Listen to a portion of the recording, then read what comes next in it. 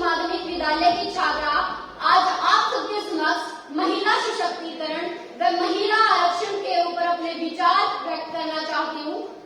और मुझे ये आशा ही नहीं बल्कि पूरा विश्वास है कि आप मेरी बातों को ध्यानपूर्वक सुनेंगे और मेरा हौसला बढ़ाएंगे।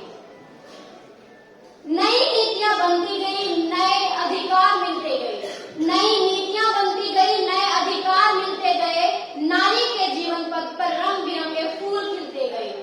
उन रंग बिरंगे फूलों में कांटे अभी भी शेष थे और नारी सशक्तिकरण के दाव मात्र कंकाल और अवशेष थे। नारी सशक्तिकरण के दाव मात्र कंकाल और अवशेष थे।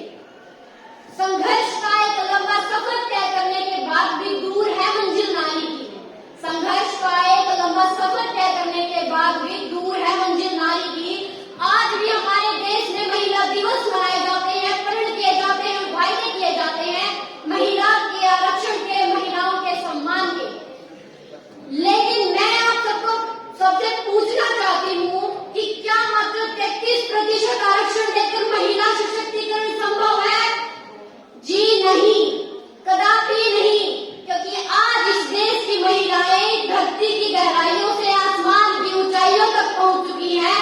अरे विडंबना देखिए, धरती की गहराइयों से आसमान की ऊंचाइयों तक पहुंचने वाली कल्पना चावला के उस देश में आज एक नारी घर की दहलीज लांघने में भी डरती है, झिझकती है।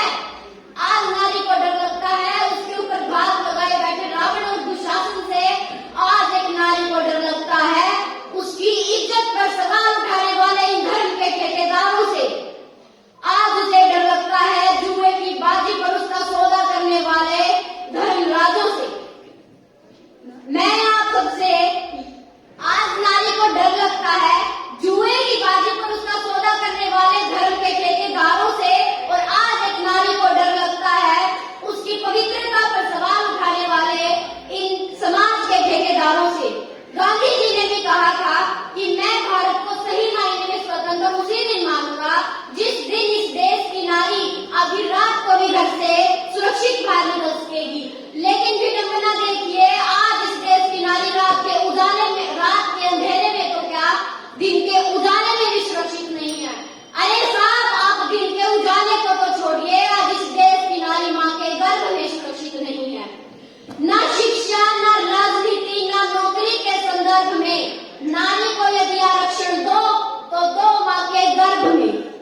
जो लोग 33% आरक्षण देकर महिला सशक्तिकरण का सपना देखते हैं ना, मैं उन लोगों को ये बात बताना चाहती हूँ कि इस देश की नारी आरक्षण से पहले माँ के गर्भ से जन्म लेने का अधिकार मांगती है, इज्जत और सम्मान से जीने का हक मांगती है और अपने सपनों को हकीकत में बदलने का एक मौका मांगती है।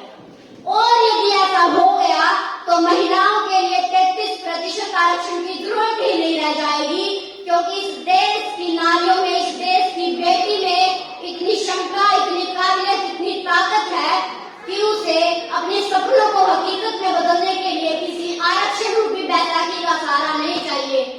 परिंदों को तालीम नहीं दी जाती उड़ानों की, वो खुद ही छू लेते हैं ऊंचाइयां आसमानों की। जिस दिन इस देश की नारी एकजुट होकर अपनी एकजुट होकर अपनी ताकत को पहचान लेगी, उस दिन इस देश की नारी को कोई द्रौपदी बनकर किसी श्री कृष्ण के भरोसे नहीं रहना पड़ेगा, बल्कि दुर्गा बनकर वह खुद ही उन सब रावण और दुशासन रूपी पापियों का संहार कर सकेगी। और इस देश की बेटी निरंतर मेहनत और निरंतर प्रगति करते हुए उन सभी से केवल यही कहना चाहती है कि ये सीढ़ियां उन्हें मुबारक जिन्हें छत तक जाना है, ये सीढ़ियां उन्हें मुबारक जिन्हें छत तक जाना है। हम तो आसमां की आरज़ू रखते हैं, हमें तो अपना रास्ता खुद ही बनाना है। हम तो आसमां की आरज़ू रखते हैं, हमें तो अपना रास्ता खुद ही बनाना है। भारत के कुछ राजनेता, बीजेपी के पिछड़ा मोर्चा मंडल अध्यक्ष विजय गुप्ता, समाजवादी पार्टी के संस्थापक और गांव